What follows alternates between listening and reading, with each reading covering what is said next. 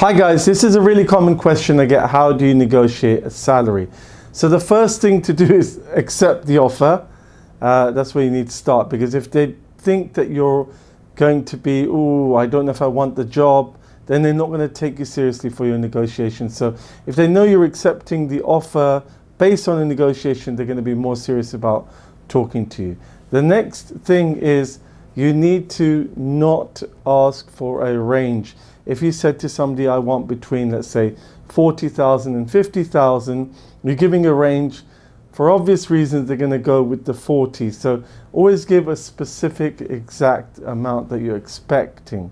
Now, this is all about negotiation, but it's also about you selling yourself really well. What you need to do to sell yourself, to get that negotiation going and to succeed in getting what you want or close to what you want, is to give real world examples of why you're valuable. What can you add to their company? And how do you do that? You give them metrics.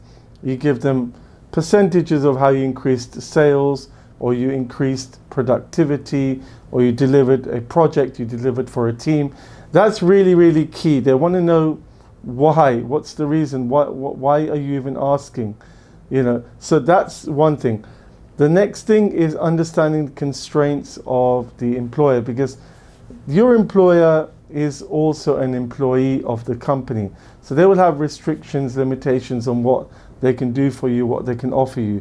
So don't expect something ridiculous. Don't go too far above what they're offering, but also don't expect miracles and magic to happen.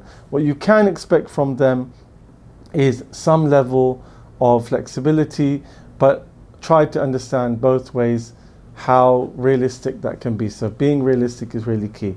The next thing to do is be kind and firm. Now, if you're rude or you come across a bit of arrogant, or you think you're God's gift to the world, then it's not going to help you get the job. So be humble about what you're expecting, and you need to do your research. So you need to know the market value. What's the market rates? What's a high-end rate, and what's a low-end rate in your market? So you can justify that, other organizations, other companies, other businesses, this is a good rate for my level of experience, my level of delivery of what I've proven to deliver on for previous companies. This is what people are earning. There are my colleagues or people on LinkedIn, etc. So you can give examples so that they feel like, this isn't unreasonable, this is market rate, market value. Remember the next thing, don't mention personal reasons. Don't say because of your children, I need to pay for holidays, I need to get a bigger house. No one cares, no one cares. So don't try to negotiate personal reasons. Make it about the business, make it a business case. Make it about what you can offer and deliver for the organization, for the company, because that's what they're interested in. They don't really care about your personal life, so don't make it something emotional about personal things. You could make promises that you can deliver on to negotiate better. If you make a promise you need to deliver on it, and you should be able to deliver on it, then you can use that as a negotiation tool to say, I'm going to deliver this, I'm going to do this, and show your determination, show your passion. That's what's going to work. Another thing people forget is ask for advice. Ask other people that have negotiated and succeeded in getting a good package. And that's not just the money, it could be other things, other benefits that you want. You might want to negotiate flexible working. You might want a more annual leave, holidays every year. You might want gym membership, what it might be. So negotiate holistically, but ask people that have done it before and succeeded, so that you can have some idea of what's worked in the past. Timing is also key. So what I've noticed is sometimes for example, if you're going through a recruitment agency gets a commission for getting you hired. So they're interested in keeping you, ensuring that you take the job. So it's also good to speak to the recruitment agency and see where they're flexible. And I've seen sometimes they're quite desperate to get the commission, because commission is quite high. They get really well paid for finding the right candidate for a company.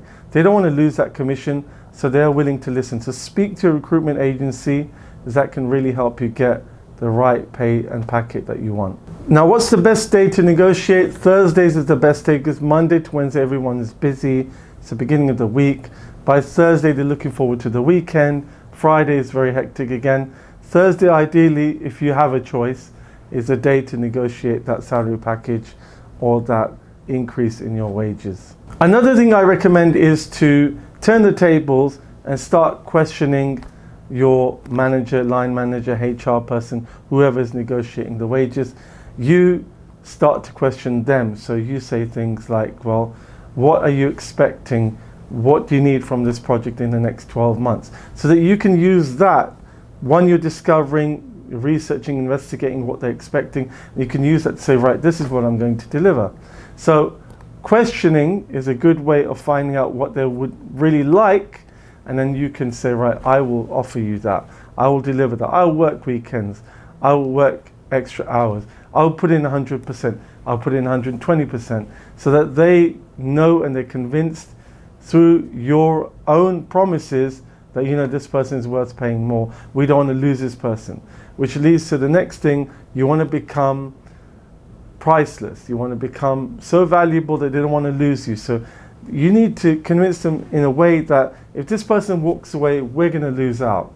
And that's really the most powerful thing about negotiation is, do we really need this person, or are you replaceable? If you're replaceable, then you're in a weak position. So make sure that you have the strength to negotiate in a way that you're irreplaceable, literally. So when it comes to market value, it's good to print out some examples of the wages in that particular level of experience, that level of job, and so that you can prove that what you're asking for is not unreasonable, but it's rather a market trend and market value and the norm. The next thing I like to think about is emailing after you've had that face-to-face or Zoom, Teams, online discussion. Email them to chase it up. If you don't ask, you don't get.